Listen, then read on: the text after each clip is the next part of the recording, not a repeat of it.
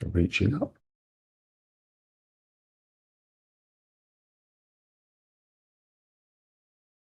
and pulling down.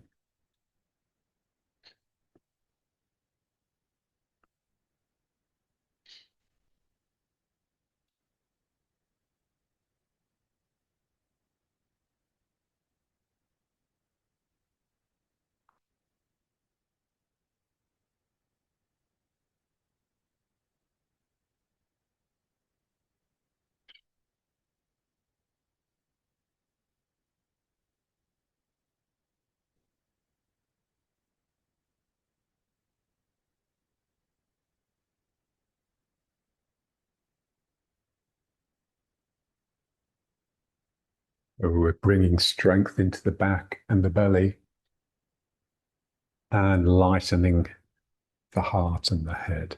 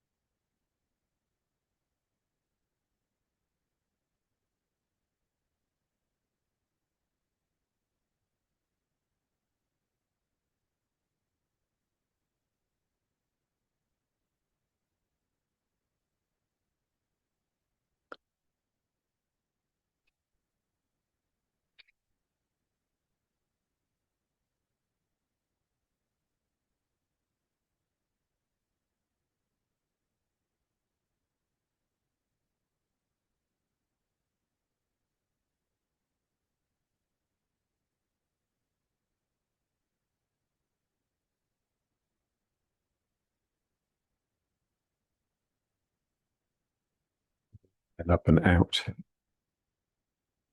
palms facing down. And would you pull the hands in and push them out? And just see what you want to use. Do you want to use the back to pull them in, or do you want to use the belly? Because you can use either.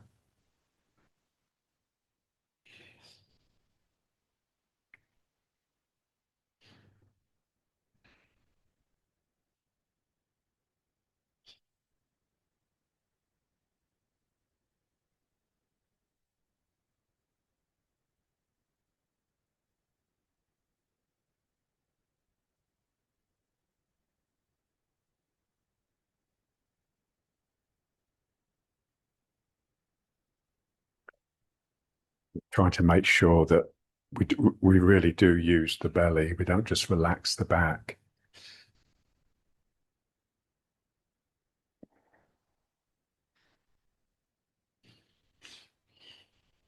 It's the belly we need to concentrate on, really, because it never really gets exercised.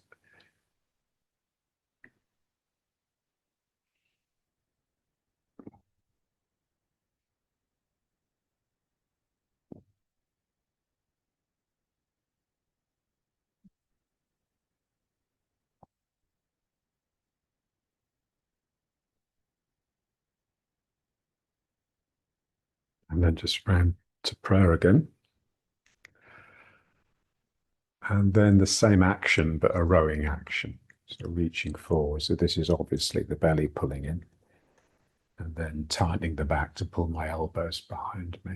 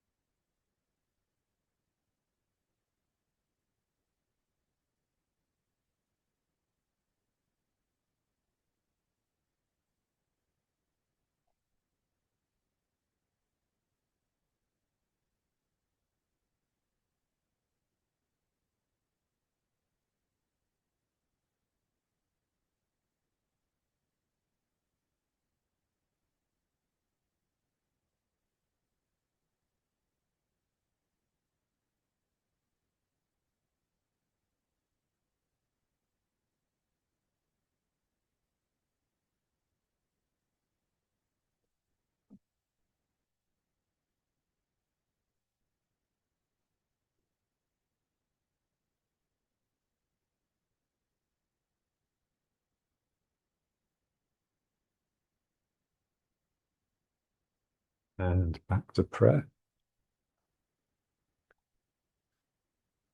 Then up and out again, but now with the palms facing up. And turning the head.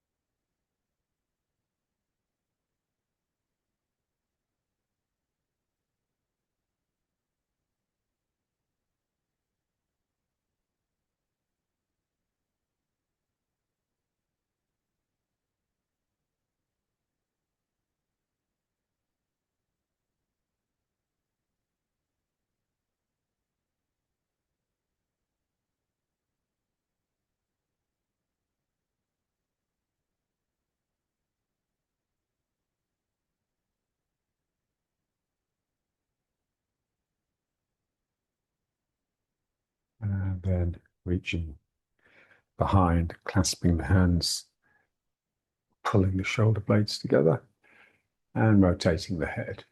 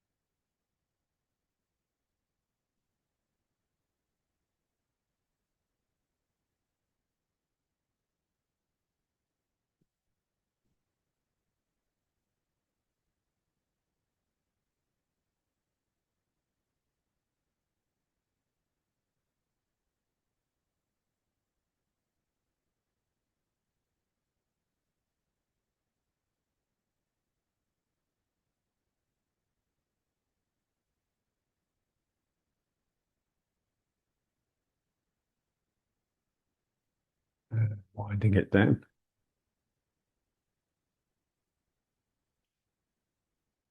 And round to prayer again.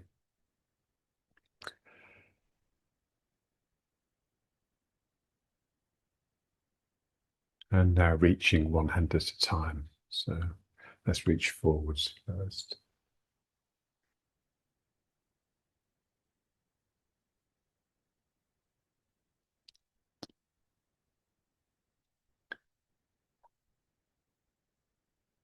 So now the two actions that we're doing them together, but with different sides of the body. So we'd like to make them as different from each other as possible. So as you reach, open the palm, and as you pull the other hand back, make a fist.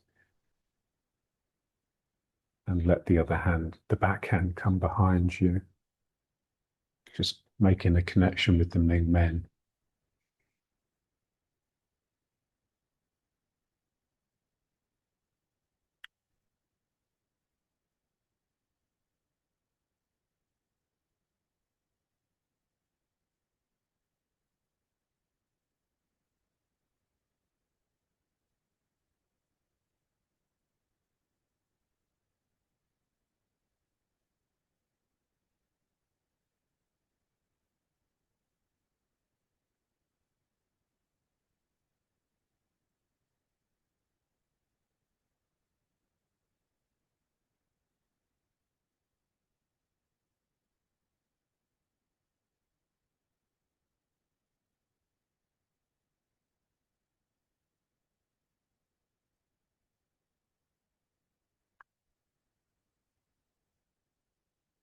And then reaching up. And now with the fist that comes down, just bring it onto the down chin, the front.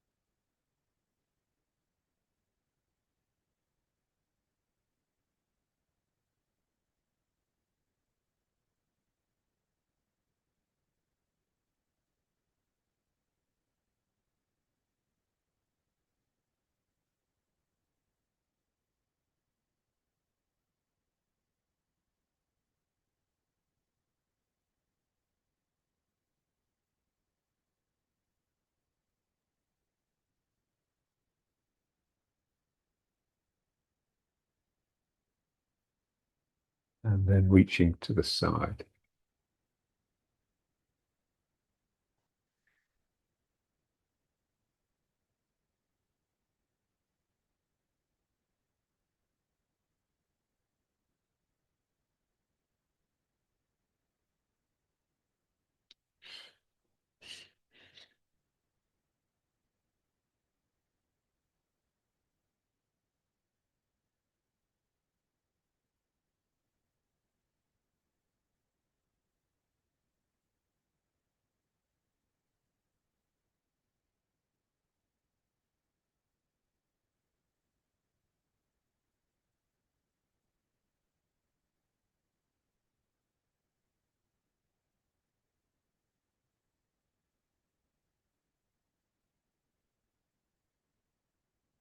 And the strong twist, the reach, and then just bring the hand down onto the knee and try and get the backhand round to the front.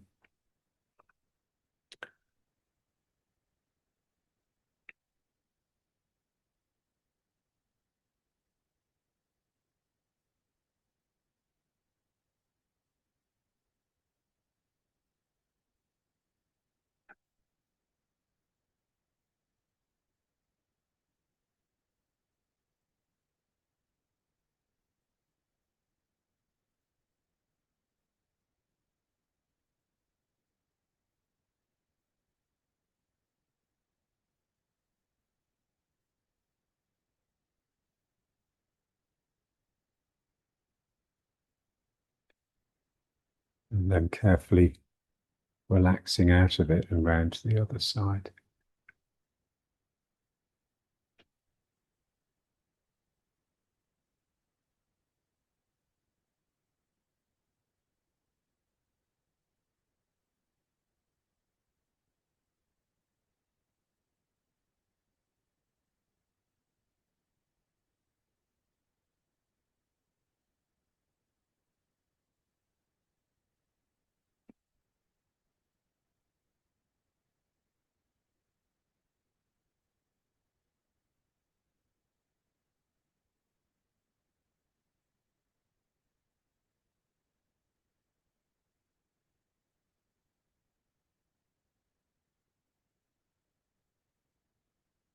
And then releasing back to the front, back into prayer.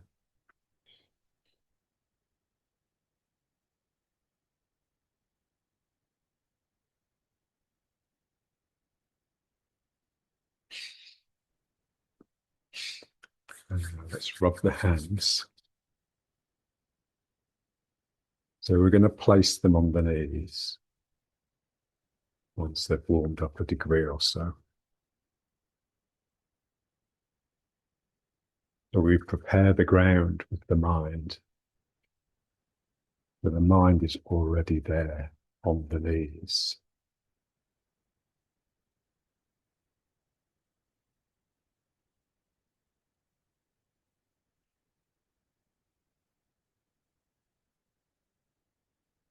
And then one at a time. So place the hand gently, deliberately, mindfully.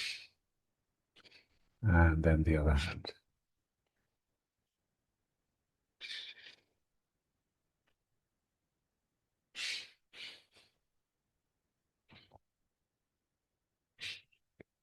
And just feel it. So there's something real about the touch. We'd like the mind to be just as real. So if you place your mind somewhere, it stays there until you decide to take it away. The same as my hand stays on my knee until I decide to lift it. So of course our minds are as far from that as imaginable. So that's the work really, the work of meditation.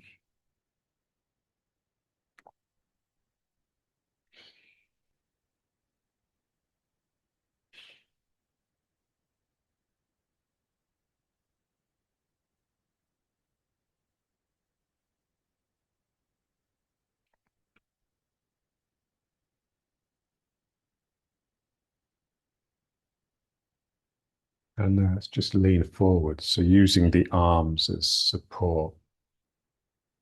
So leading with the chin and using the belly muscles. So you're pulling yourself forwards more with your belly than with your arms. Your arms are sort of bracing the descent.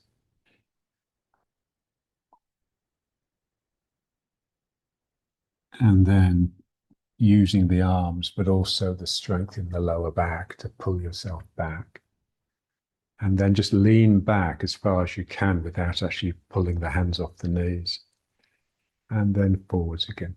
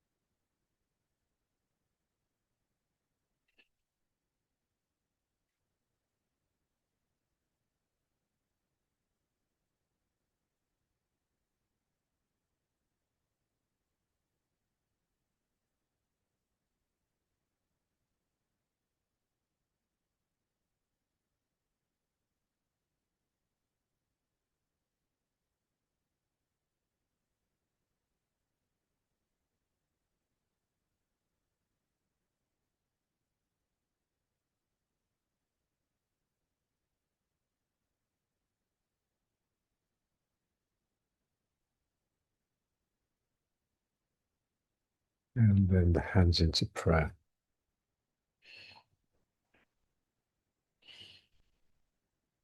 And then let's try the same thing, but going over each knee. So turn towards the left knee, place the hands, and down.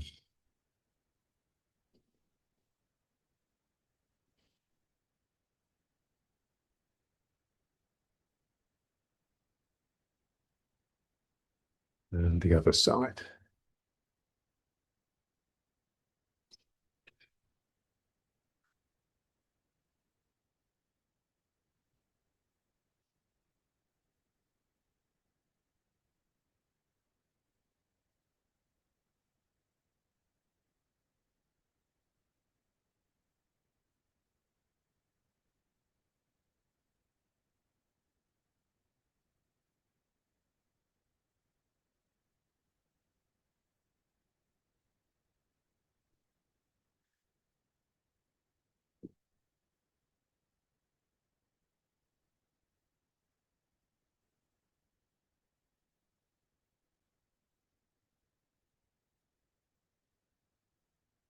And then another pair.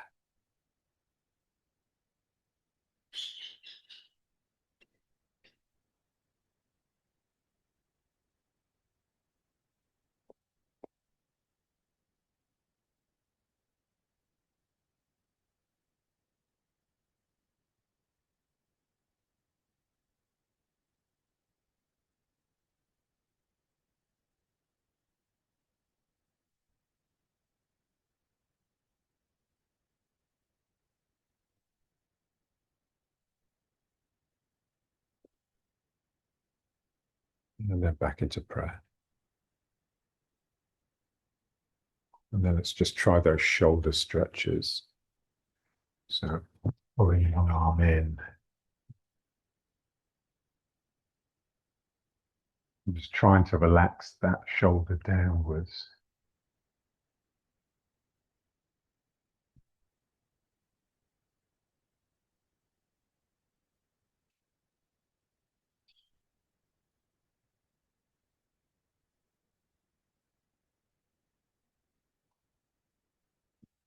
The other side.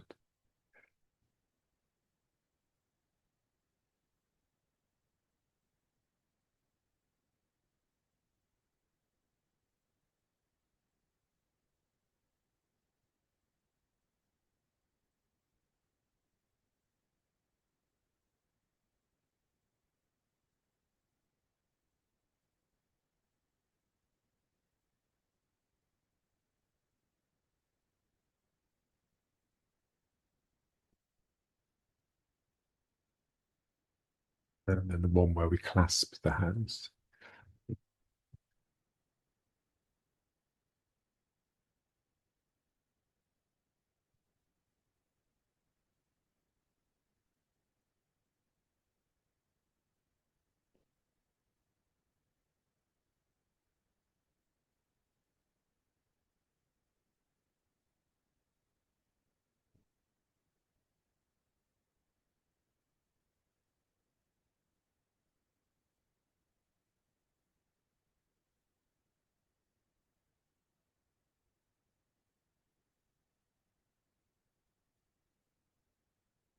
The other side.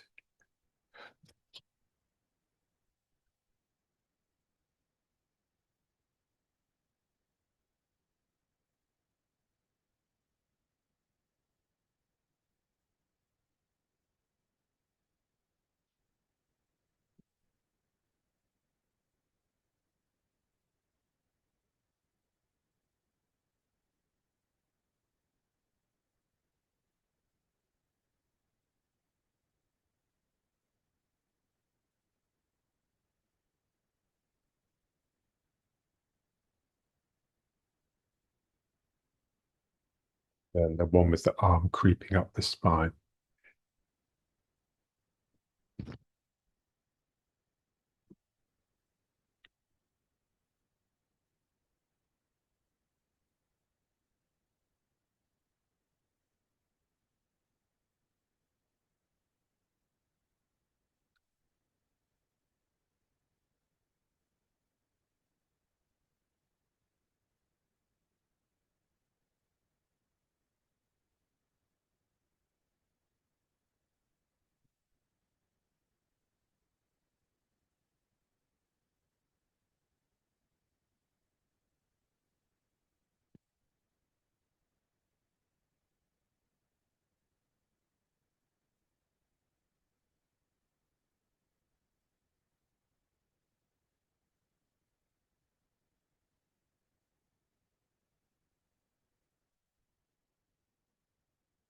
The other one, other side.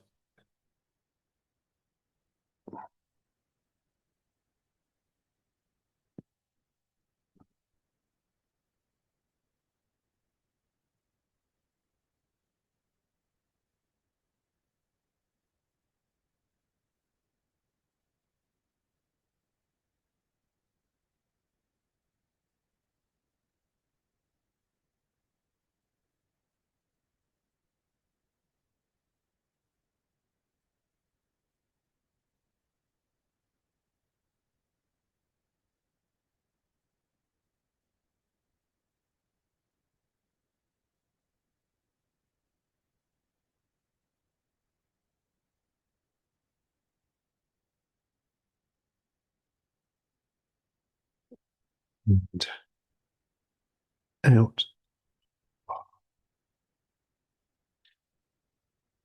And now let's rub the hands again.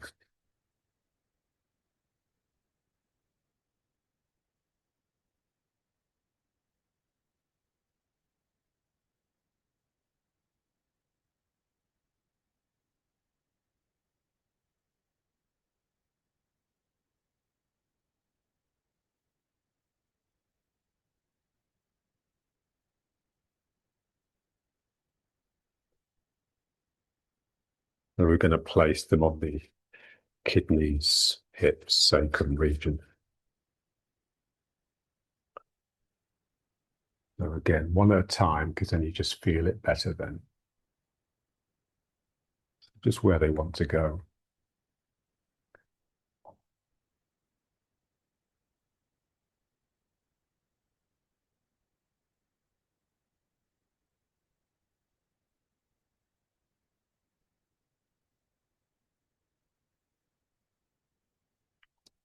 So these are the muscles that project your energy outwards. And the belly is the muscle set that pulls the world in. It's a bit like eating, the food you eat goes down into your belly.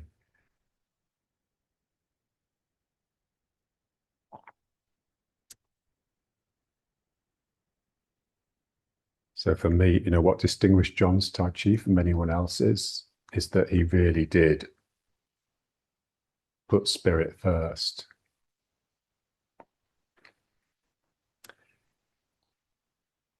And so in a sense, is all we're trying to do each time we practice is wake up the spirit and exercise it a little bit, celebrate it. You think of it as like a little bird inside your chest, and you just want it to start singing. It's like a song in the heart. So this is wanting to lift and open.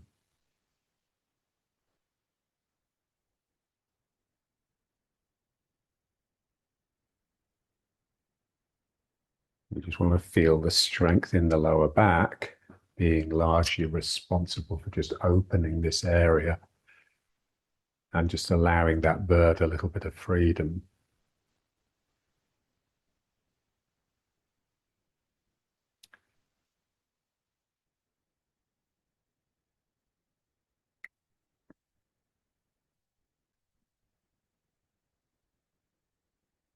But for that bird to wake up and become apparent, the mind just really needs to quieten. I always think of it as like, going into a hide in the forest, those little huts that you can see the outside from. So you go inside, you're quiet, and you just patiently wait for nature to reveal itself, for the animals to come into the open so that you can view them. That's all we're trying to do, really. That's meditation, really. Sitting quietly and just waiting for the spirit to wake up and show itself.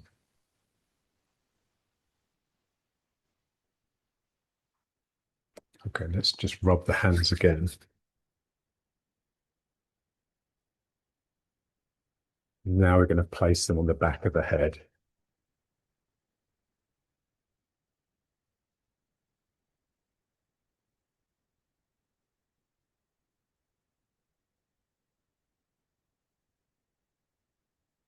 And one side and the other.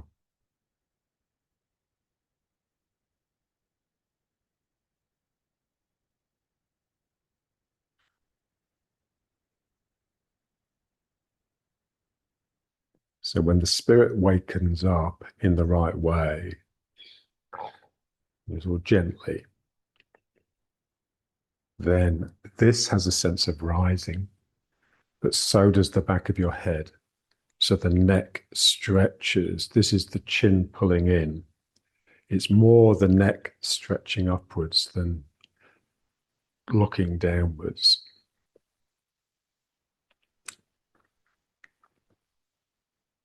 Just think of an aristocratic woman with a beautiful posture, with a diamond on her upper chest, her hair up, revealing this long, slender, elegant neck.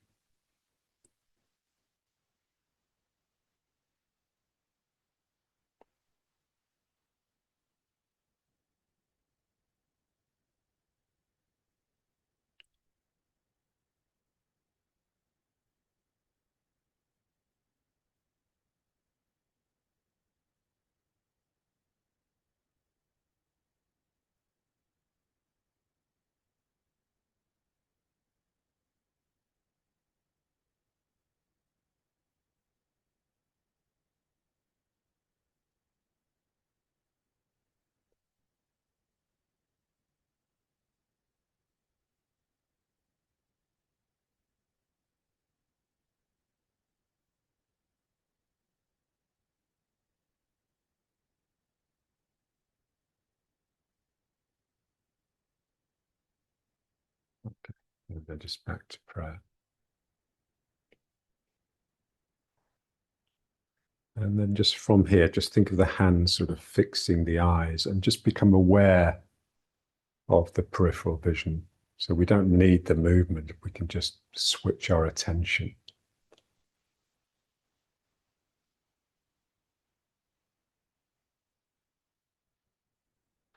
It's a bit like lateral thinking. You ignore the obvious because that's never where the truth is. The truth is always hiding in unexpected places.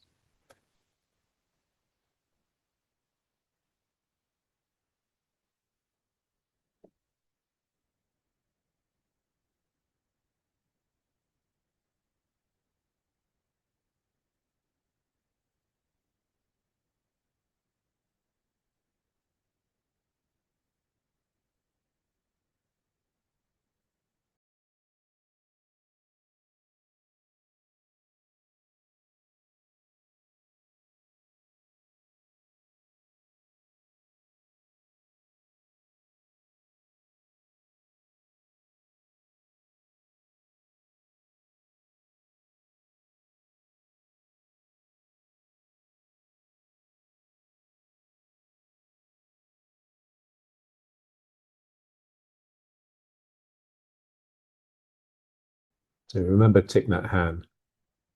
So his big thing was mindfulness and breathing, focusing on the breath. And he used to say, when you get into breathing, you start to realize that there's nothing more enjoyable than that next breath. So just real simplicity. I think a lot of what we do, because what we're trying to do all the time is get out of the body and into the mind. So it's a spiritual exercise rather than a physical one.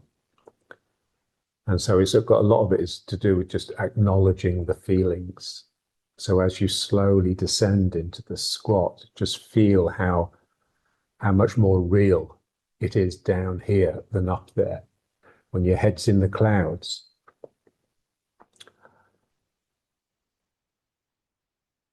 so here you're just you're down with the earth. You can touch it. You're intimate with the ground.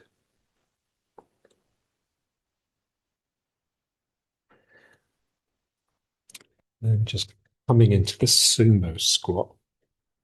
So just off the heels, really. So, and you can have the hands on the ground. So what we want to feel in the sumo squat is the spine, that real strength in the lower back. So that imagine you're a sumo wrestler in front of the other person who's doing exactly the same thing, and you're just trying to psych them out with your presence. So you'd really have to thrust your chest up and out, and that would require your tail to extend back and down. And so real strength in the lower back.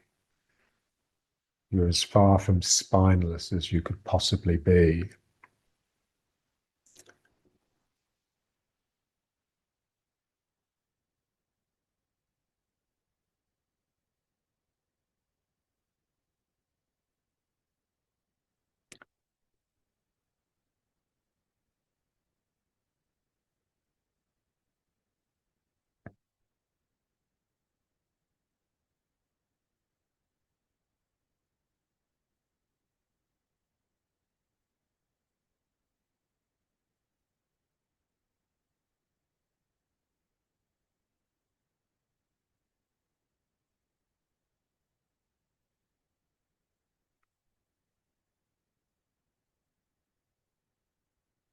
And then let's just try extending the leg out to the side.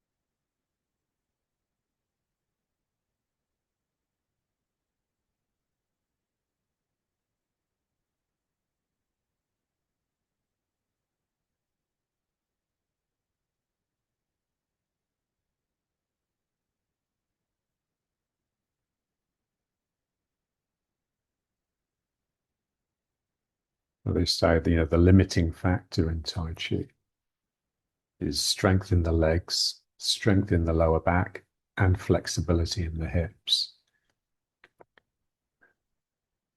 And it's largely because we don't squat from an early age that the hips get stiff.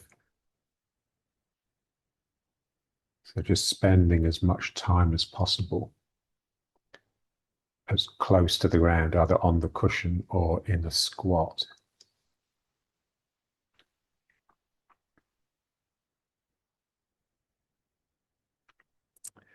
And the other side.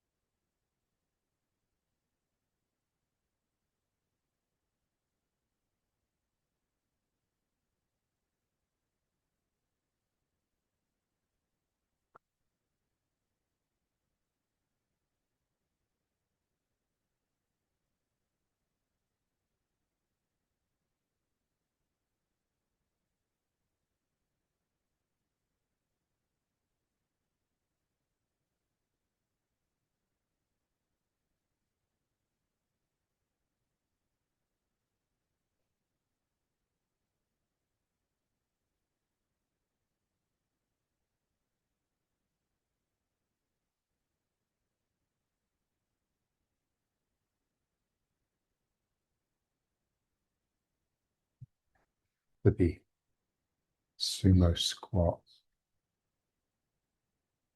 So proud.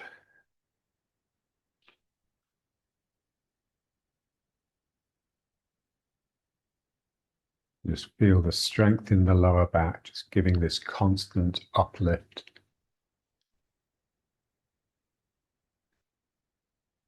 There's one of the sumo guys, as he's preparing himself for the fight, the way they stamp their feet and they throw the soles and wipe their face. And just before he goes down into the squat to start, he'll just stand there, lift his chest, and just do this with his hand, like he's beckoning the spirit to rise up.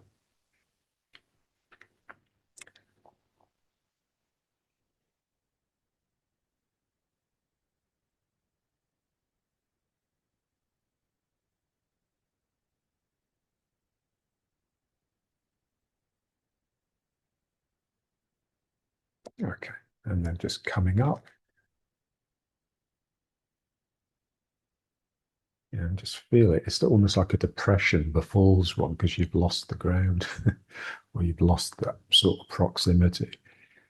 So let's just try a bit of this one just to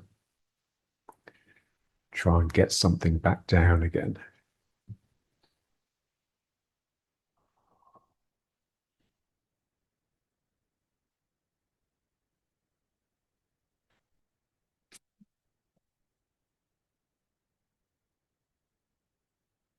So using this exercise to help the tail wake up a little bit. Just feel yourself swinging the tail. So the tail is pulling towards the heel that's going down. So the tail and the heel are very connected. This is one of the reasons we try and work now with the heels not so planted, because when the heels are planted, the tail just becomes a little sort of stuck. And I want it to really wake up and swing.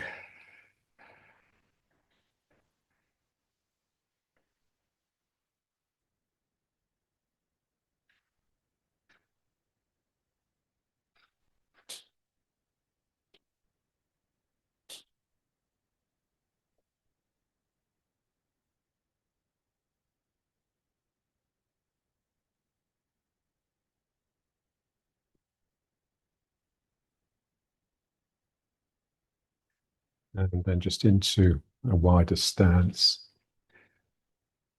And then just moving from leg to leg, but with this pull.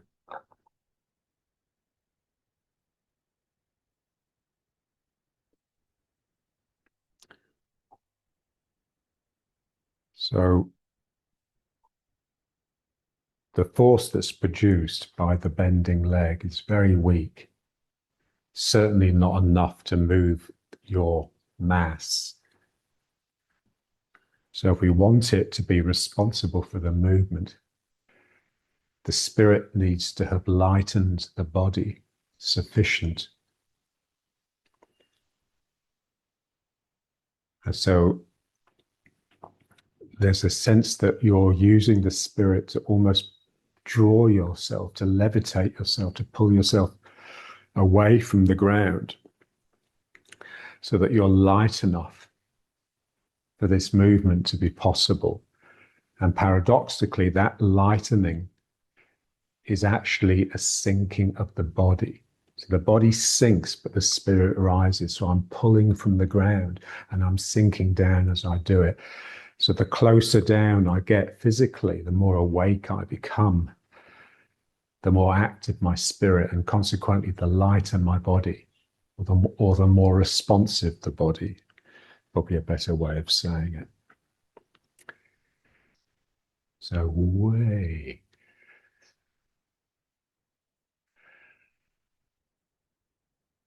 And just use the heel. I lift the heel and instantly I'm just more spirited and I'm lighter and I'm lower. So all the things that we want. So, ooh.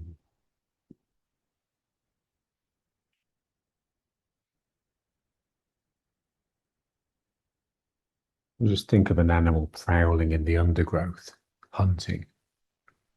So it has to be really quiet. It has to be close to the ground so it's not noticeable. And it has to be intensely listening.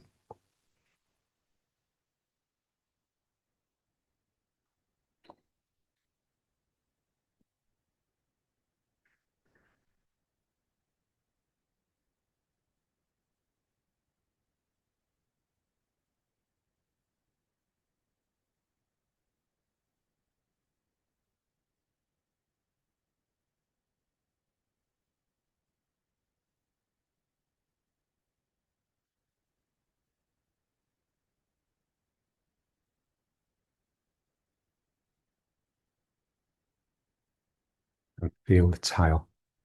The tail really needs to extend behind if you want the spirit to wake up. So don't be afraid to stick your bum out.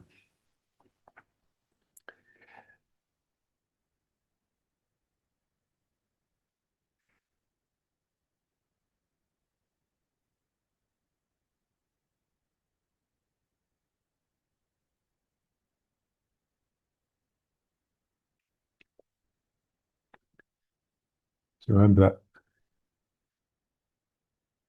that time, John, this is before we moved to Highgate, this was at Highgate, so before we moved to the forest. And John sort of pulled Charles aside and said to him, look, you're leaning forwards in your postures, you're sticking your bum out. So just bear it in mind, just work on it. So this was like a Thursday. And then come the Monday, Charles went up to John and just said, is it okay now? And John just shook his head and said, 10 years, Charles. So it's like some of these principles that they're just, it's a long-term project. Getting your bum in, it really is. So Nitzan always used to say to him, why do you never tell your students to pull your bums in? Because some of them are really leaning forwards. He says, because before you can get the bum in, you have to have learned how to stick it out properly. So you have to have activated the tail. Otherwise, pulling your bum in is just going to be some repressive force that is being imposed from above. So,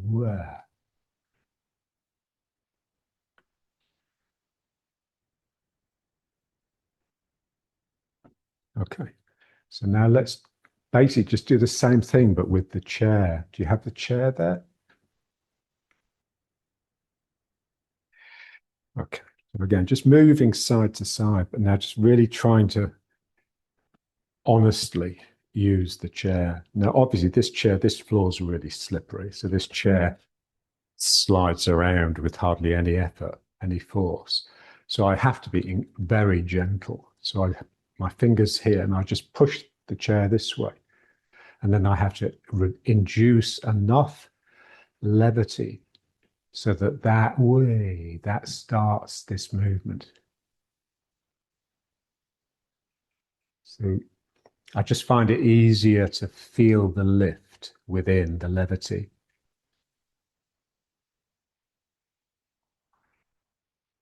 When I'm using the chair.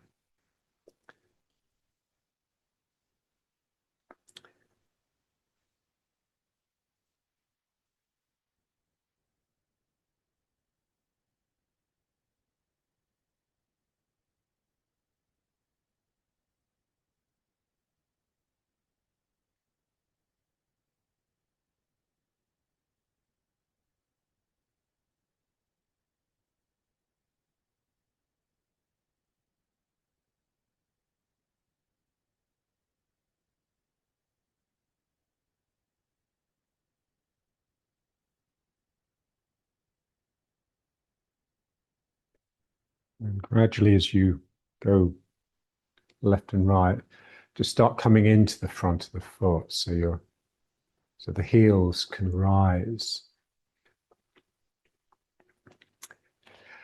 Just feel how as soon as that happens,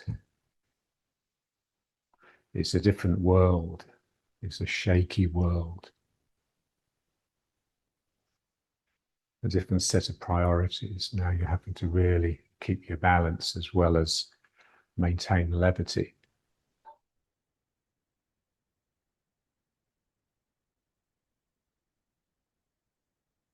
Feel the strength in the lower back.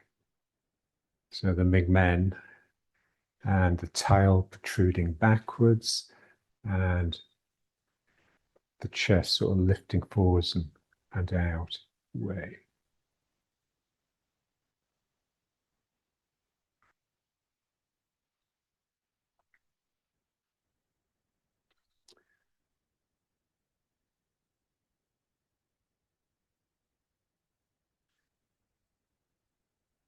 And feel the chair.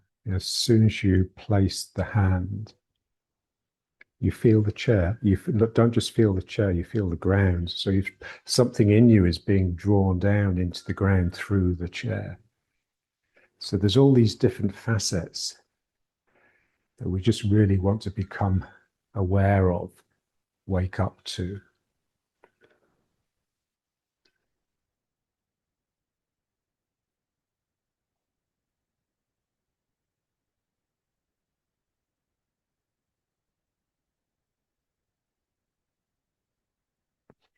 And bringing the feet up, and now just going up and down. So this is in the sense where it gets interesting. So I'm pulling the chair up in order to drive myself down, and just staying off the heels. It's more natural here because you can get lower if you have the heels up, and then pushing down on the chair to bring the body up.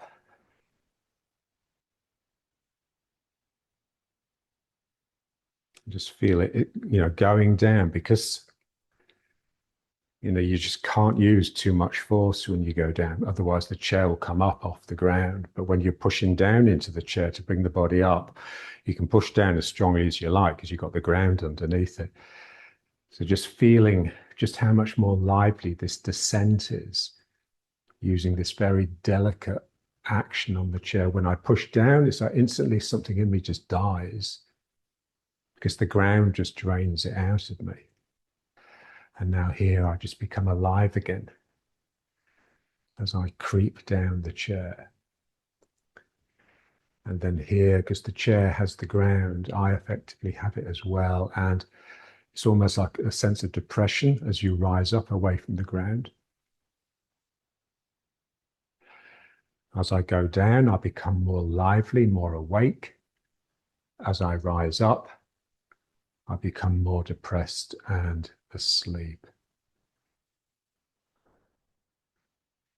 Feel the tail. It's really sticking out behind me.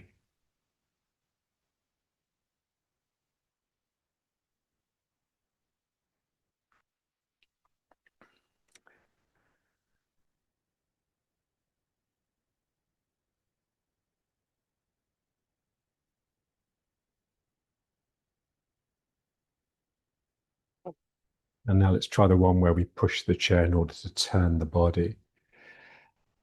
So this is more difficult to do off the heels. And so that's what we try to do, to push the chair.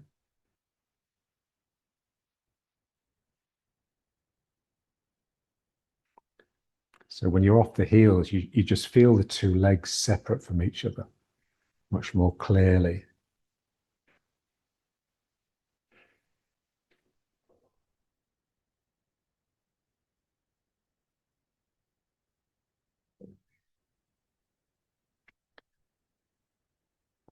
Just really, just feeling the levity. This is what we want to connect to. Levity is just, it's either spirit or an aspect of spirit. This is what we're trying to really connect to by working off the heels.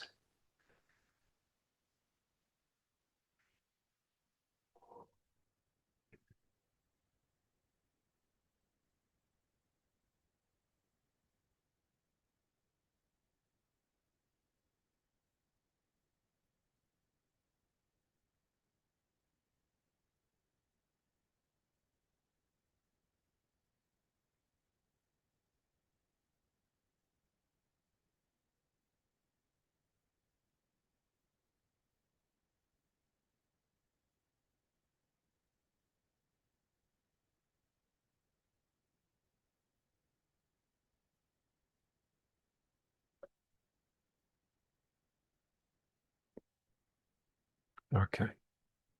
And now just keep the chair and just sit on it.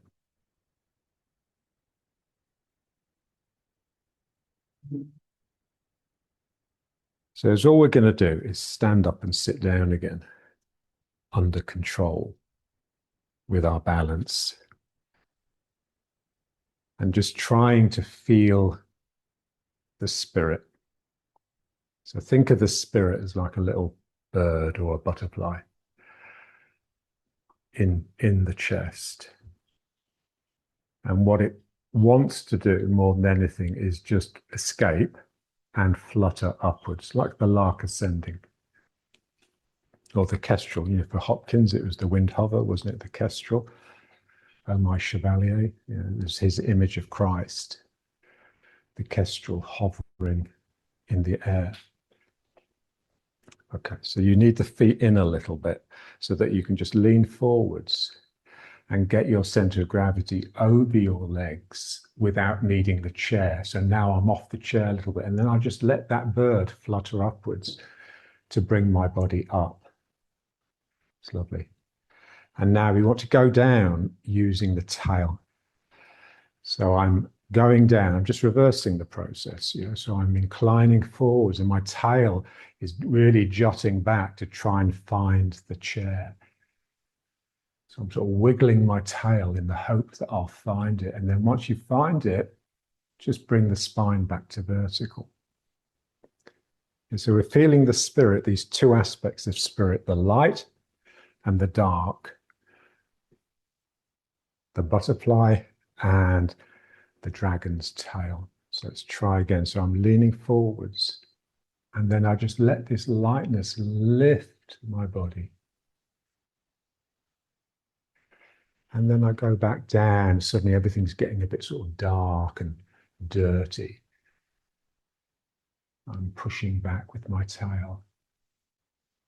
And then I can just almost retract the tail and just come back to me, which I associate with being my nice, bright part.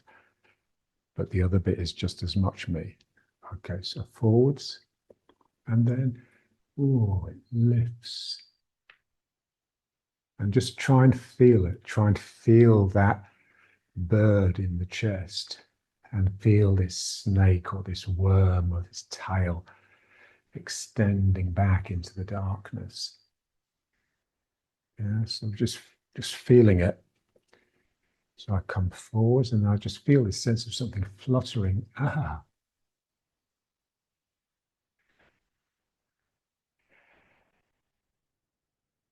And again, just as you work, just try and come off the heels. Probably means you'll need to have the feet closer in. So I'm forwards and something lifts. I just want to feel that lightness that basically makes me weightless for a moment.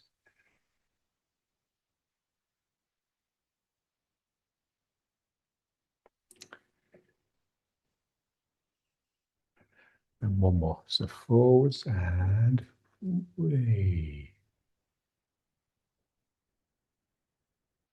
and down.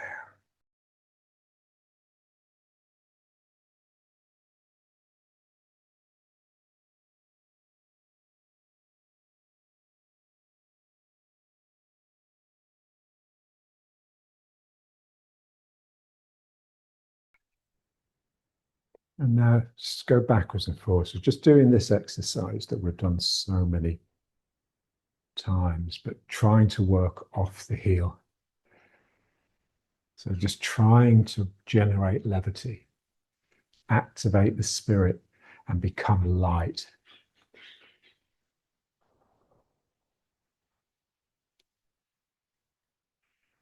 It's a strange business, spirit. You know, the way it when it comes alive, you just become almost weightless. You know, you can just move without even being aware of your own body weight. If you try to carry something, even just 20 kilos, you'd be thoroughly aware of it. But when it's your own body, it's automatic. It just moves. And the more cheerful you are, the brighter you are, the more enthusiasm you have, the easier it is to move it. So I'm off the heels way. My tail is sticking out behind me. My back is really strong and arched.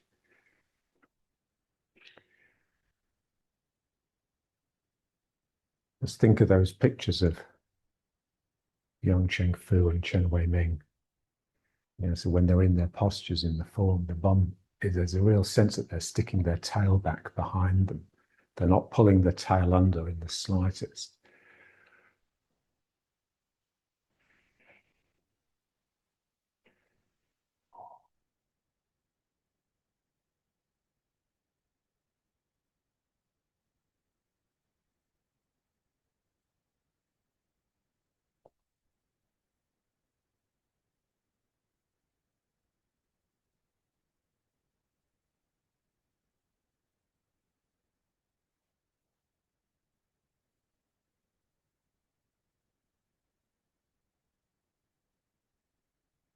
And just, so off the heels, just you should be really shaking.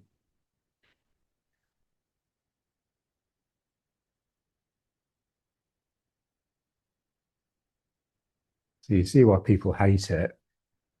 We just have to fall in love with it. That's your true home. It's not the peace and bliss, it's the shaking.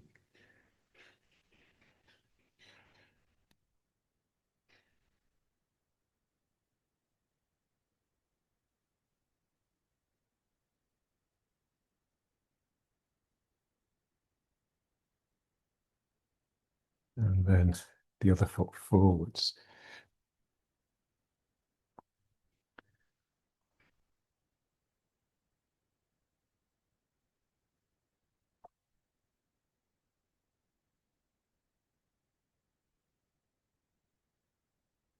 So we're becoming light, becoming porous.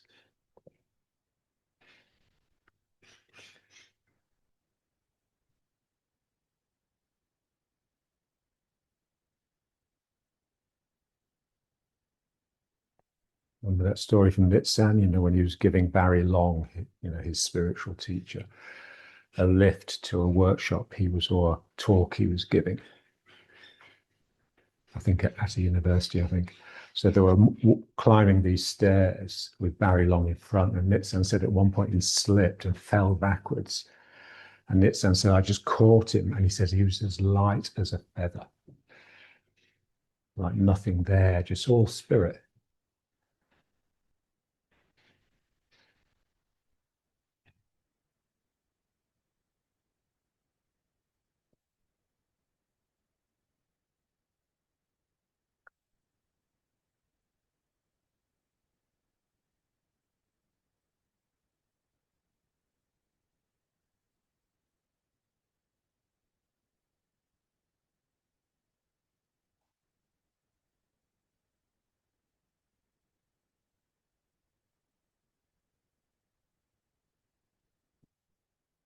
Just feeling the bird, the butterfly.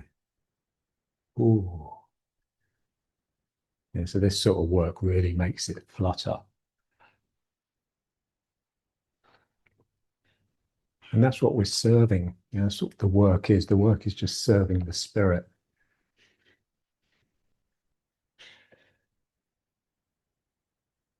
And for me, it's a bit like having a dog. You know, when you wake up in the morning, if you own a dog, the first thing you have to do, you know, before you think about your coffee and your newspaper, is take the dog out for a walk.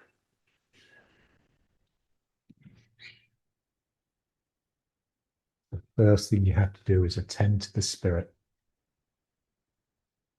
And just think of the dog, you know, it gives so much back.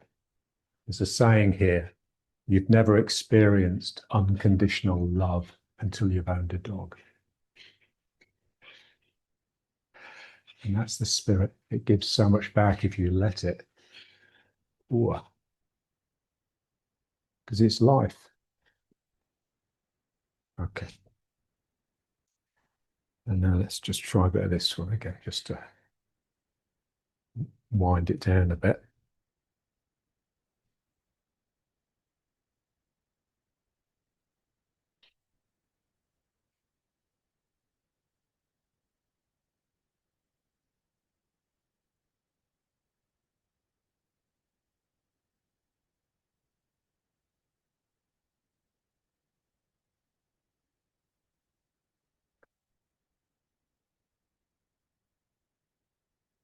That quote from one of the English lords from the 19th century, he said, when I see my dog, I just feel shame because I know he's a better person than I am.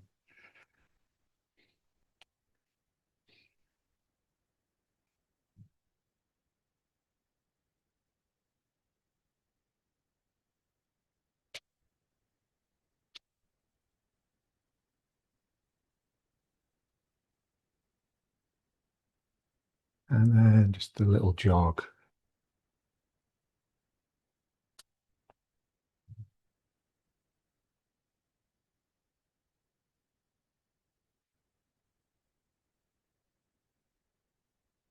And now the spirit just becomes a bit more subdued. So, you know, you can just play with it and, you know, gauge how much spirit needs to come into the system for different activities.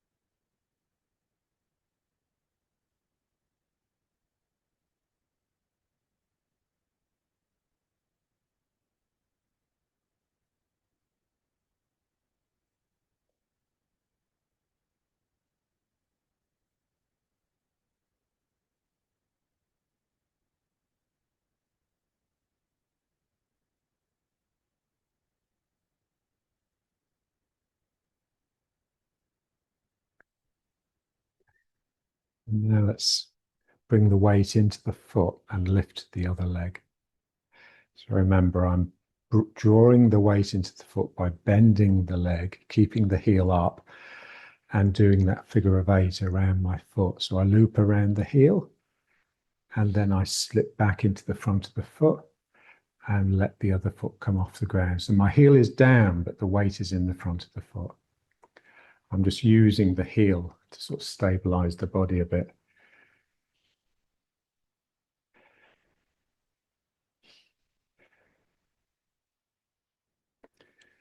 And you can feel it as soon as your weight accidentally or by necessity goes into the heel, there's a deadening. You lose aliveness, you lose speed, basically. It just becomes this slow, heavy, long energy.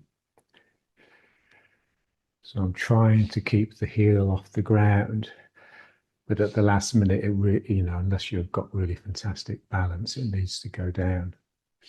But I don't put the weight in it.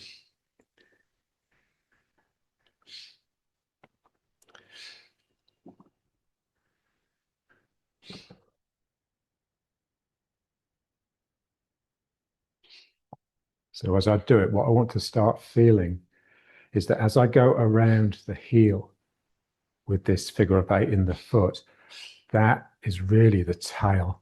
My tail is looping backwards. So the tail and the heel are very connected, almost the same thing.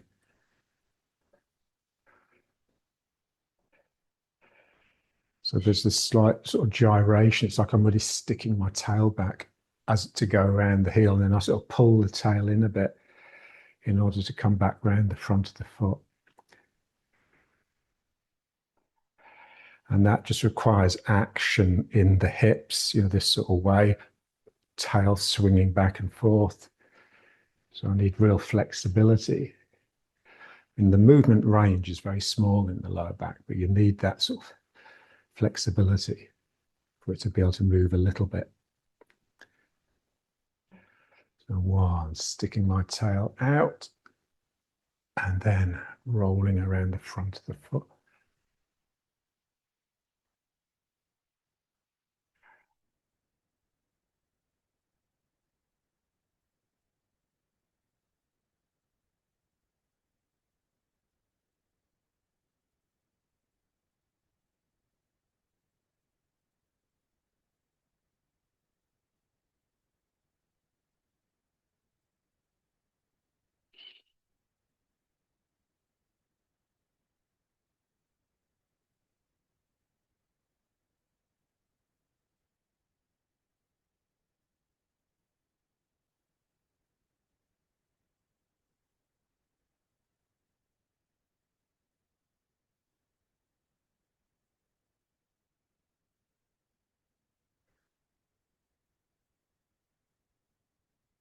But to start with in Tai Chi, we just want the students to get a grounding in relaxation, strengthen the legs, a quietening of the mind a little bit. So we tell them the root is in the heel, so that they can feel like all that sort of excess activity draining down out of them.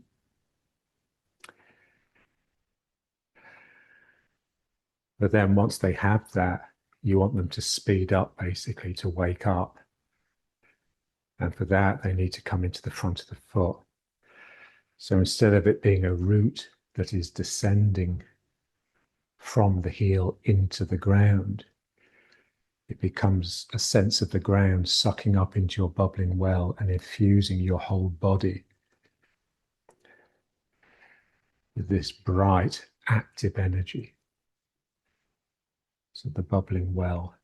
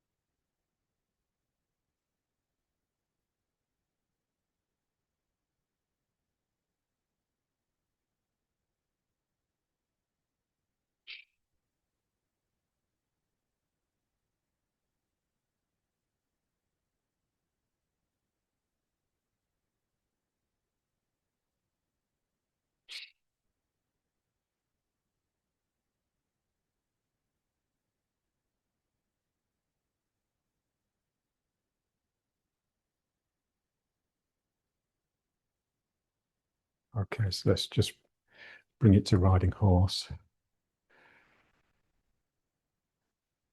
So the hands, using the hands to just come into the body.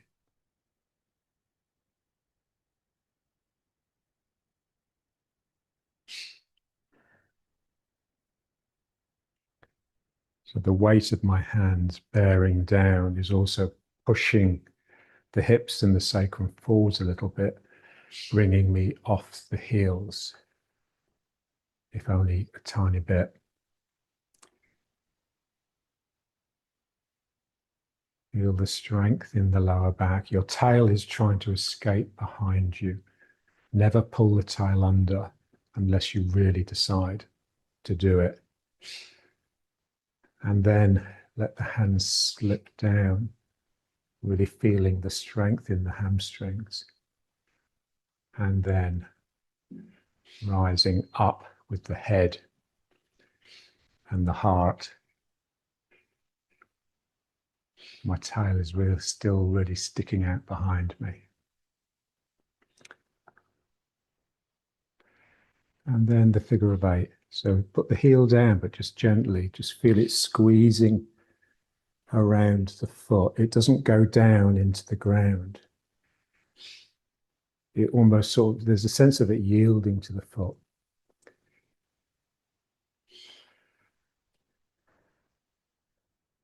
Yeah, so if you think of like yielding being like your back through the arms, advancing on the person as your front, your chest is retreating from the person. It's the thing here, so that the heel is trying to loop around as the bubbling well, the front of the foot is sucking something up, it's yielding to the ground.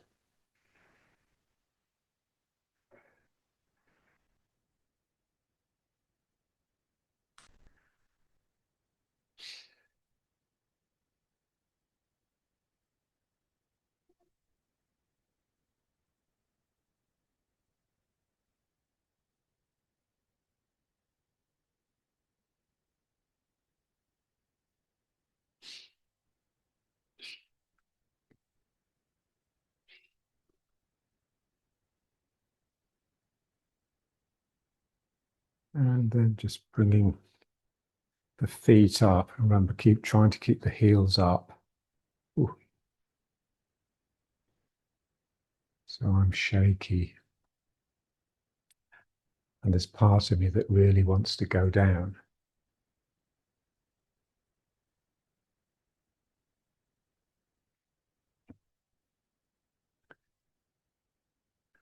So remember Johnny, he just loved intensity. So that's what we would like. You realize, you know that the deeper down you go, the more intense you become. So part of you really sort of hungers for that. You hunger for awakeness.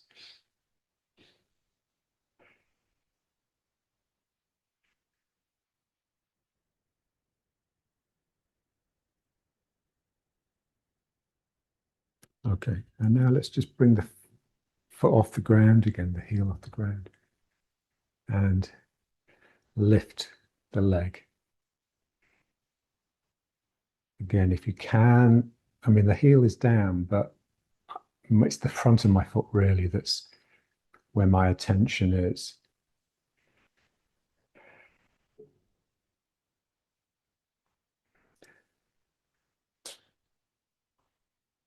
So the heel being down and the weight being in it is just so useful because it just, you can feel it sucking all of that excess mental activity down and into the ground and out. So the ground becomes like a sink that's just taking all of your shit.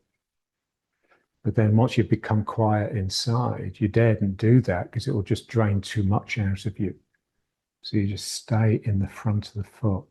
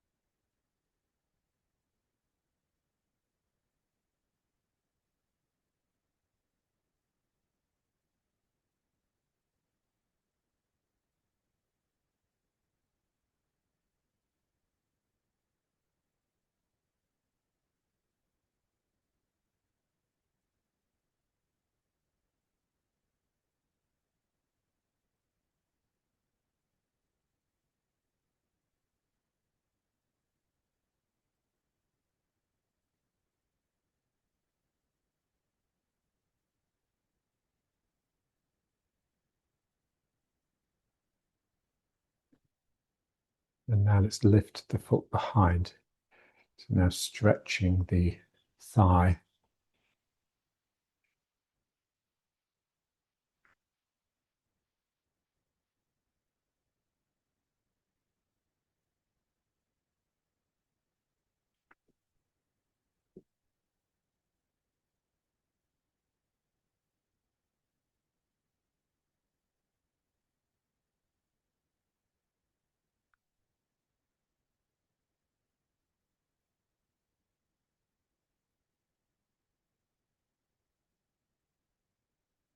Remember, John used to say, 25% of your mind should always be in the Dantian.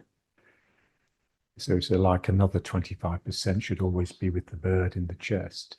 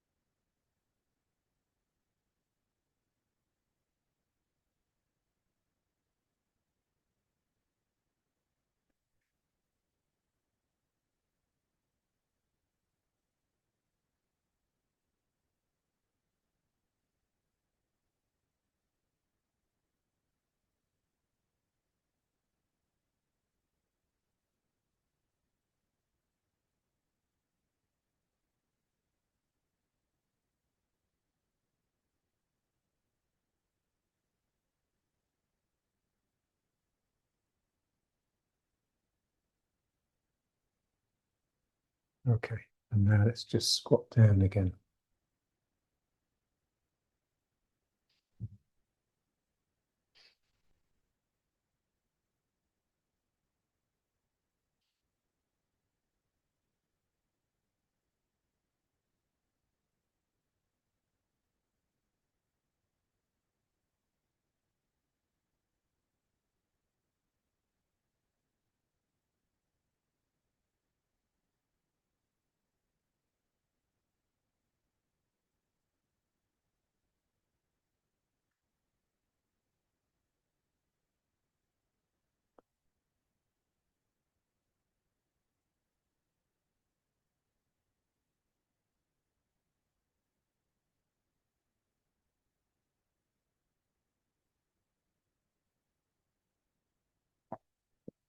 And then stretching a leg again.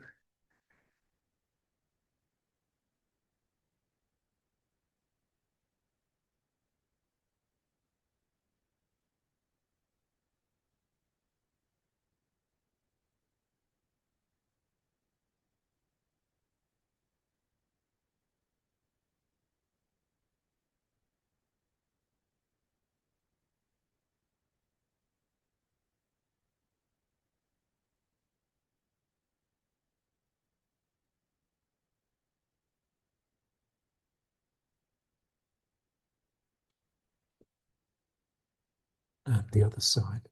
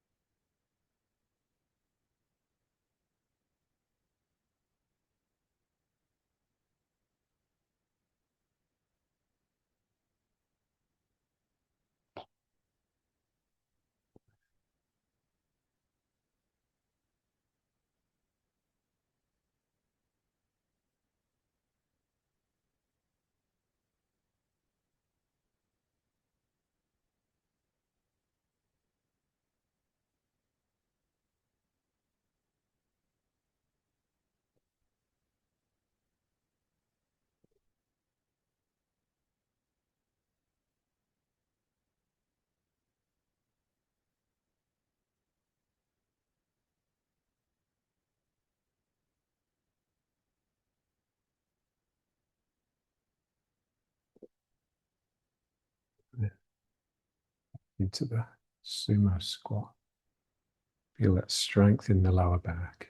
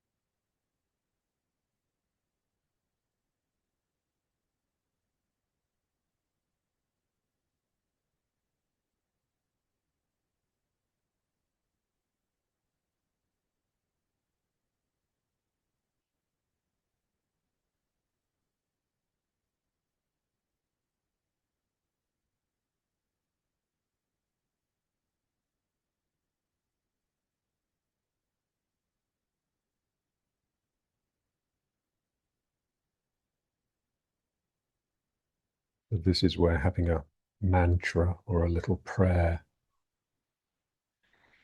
is useful.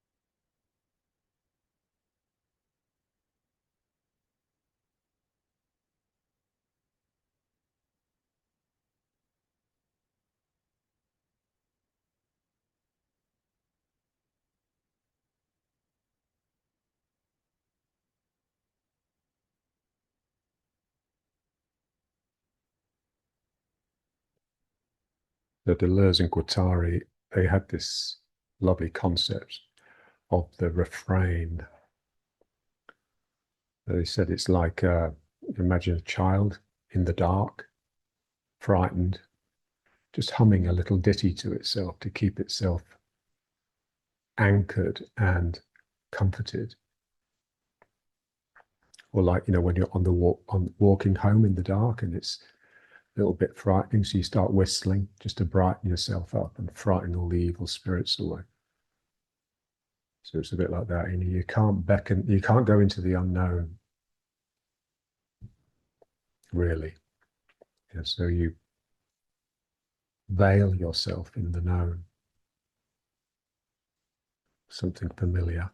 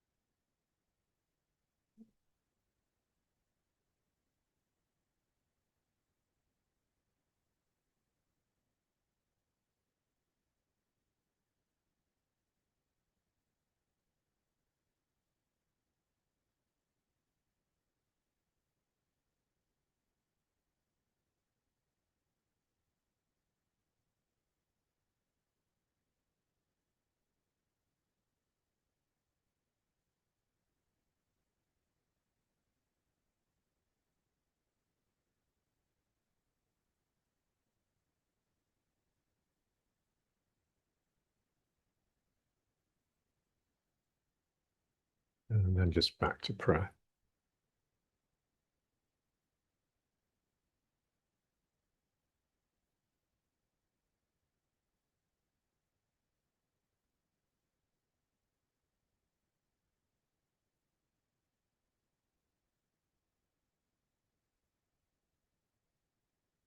Okay, so let's just try some with the stick just to bring us back to brutal reality.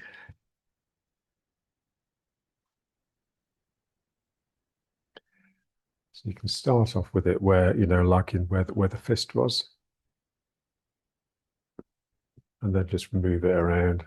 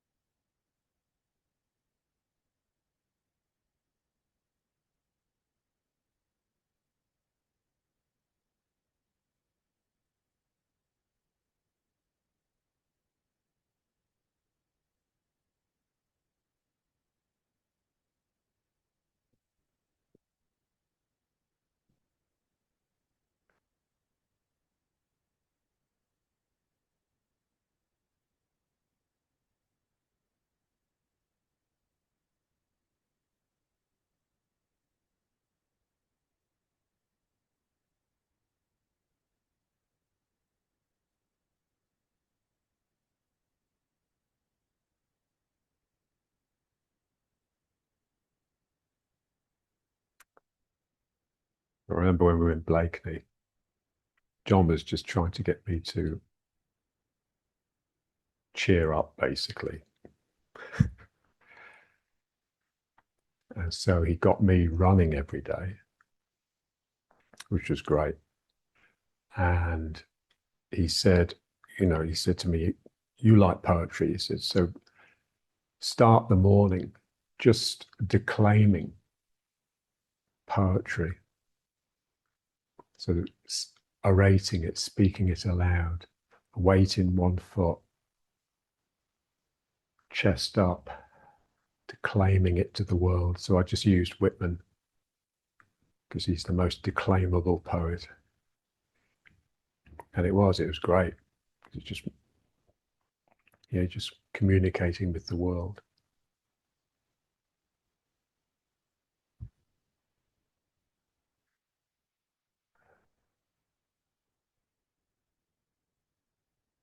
So John was declaiming all the time. He used to talk so much, didn't he?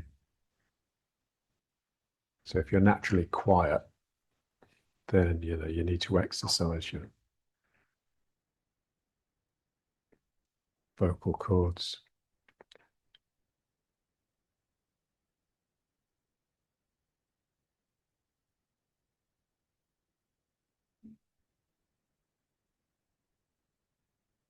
But the running was really good, especially after I saw a program on that Ethiopian runner, Haile Gebrselassie, whose chest was so up.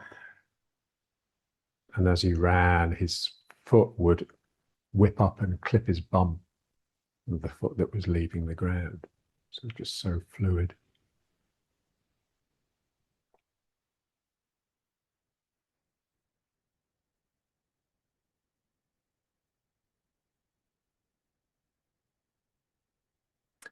And then bringing the stick up behind the neck.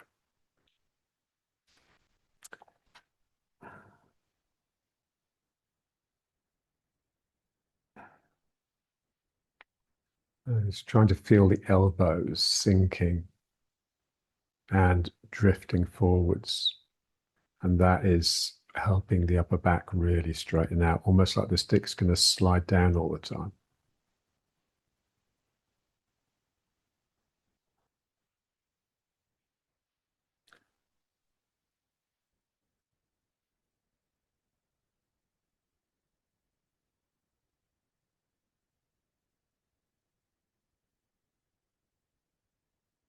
And then if you can, just let it slide down.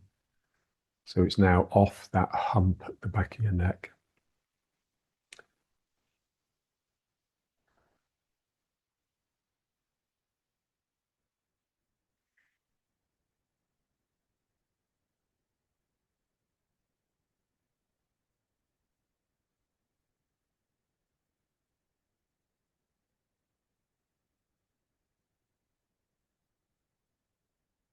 So the shoulders really relaxing down, elbows pulling down, stick digging into the back.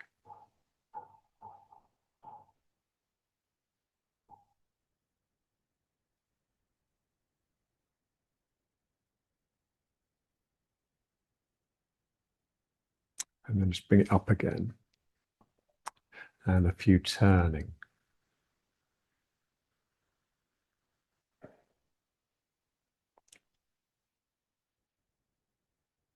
Try and keep that sense of like a rising aloofness, either from the top of the head or from the upper chest, from the thymus.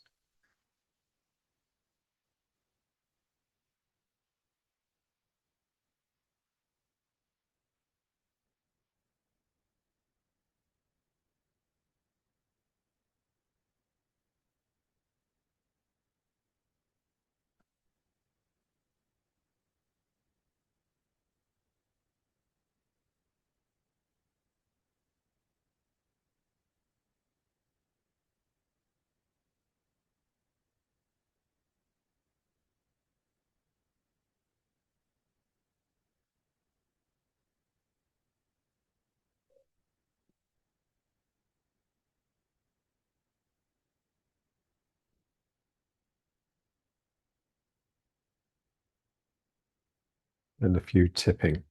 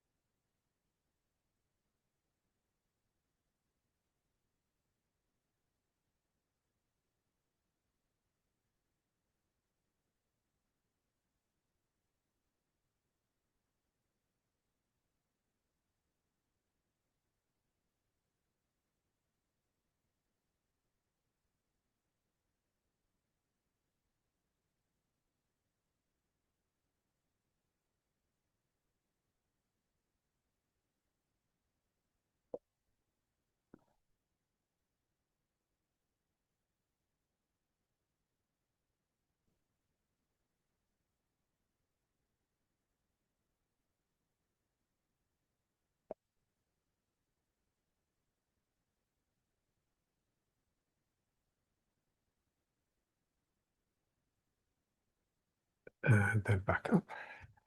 And now just reaching the stick above the head with the hands really far apart, and down and then back.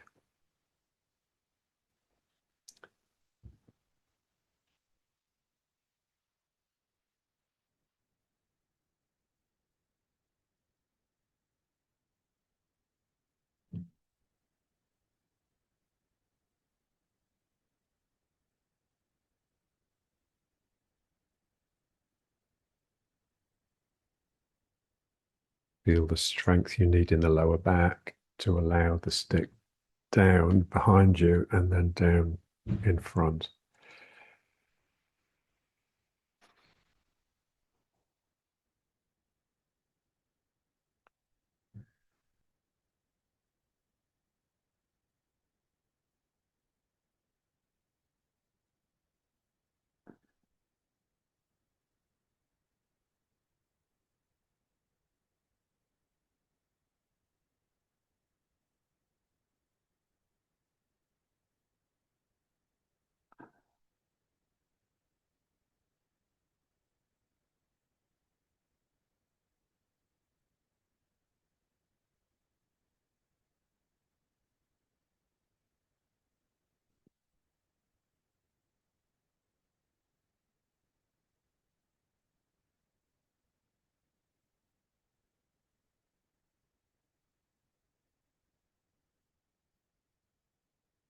And then the pulling and pushing, so holding the stick in the middle and pulling the hands apart.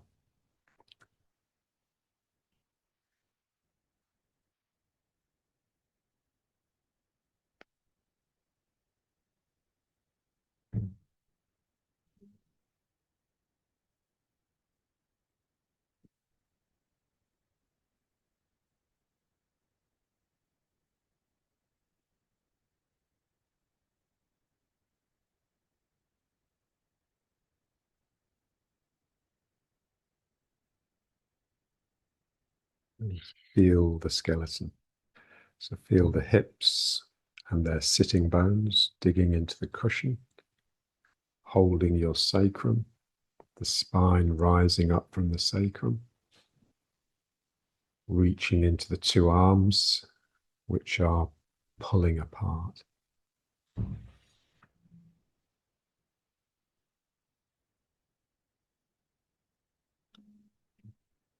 So everything comes from the ground, every effort.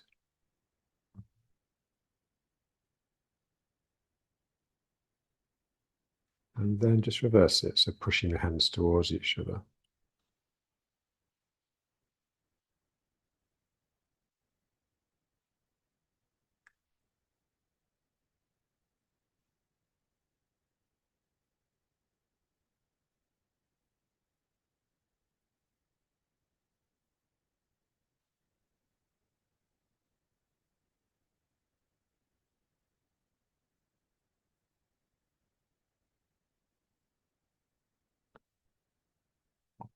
And now pulling again, but now look with like a real twist. So the two hands twisting against each other gently.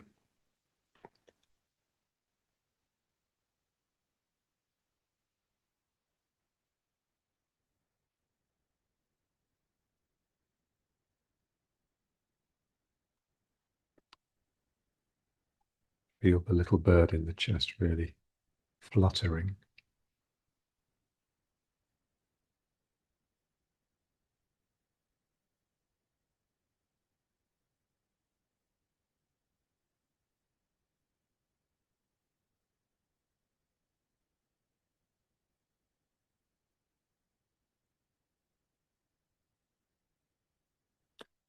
And pushing again.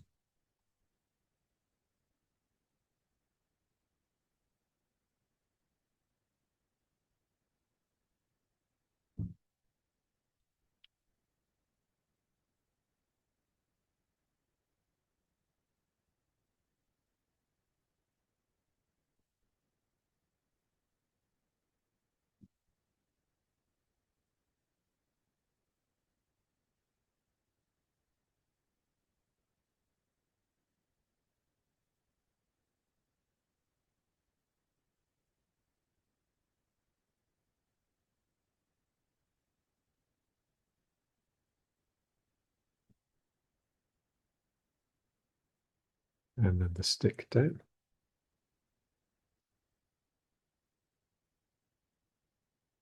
And back to prayer.